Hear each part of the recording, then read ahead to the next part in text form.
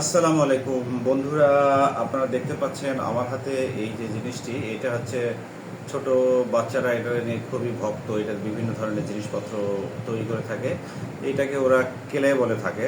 তো এখন এই কেলে দিয়ে আমি দেখি আমার ব্যবহারিক যে জিনিসপত্রগুলো সেখানে কাজে লাগানো যায় কিনা।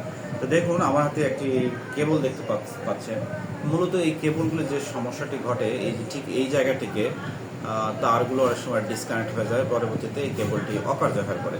আমি একটা টেকনিক অবলম্বন করি। এখন কেলে দিয়ে এই ধরনের যদি যে জয়েন্ট, মানে এর নিকটে যদি এইভাবে আমরা যদি সুন্দর করে এটা দিতে পারি, যখন এটি শুকিয়ে যাবে তখন আমার মনে হয় এই এই জায়গাটি দীর্ঘস্থায়ী হবে বলে আমি মনে করি।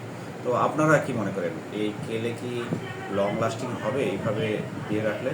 তো দেখুন এই পাশে দিয়ে দিলাম এবং হচ্ছে এই পাশেও এইভাবে দিয়ে দিলাম। দেখি এটা শুকোনোর পর কেমন শক্ত হয় সেটি এখন দেখার বিষয়। তো ধন্যবাদ সবাইকে।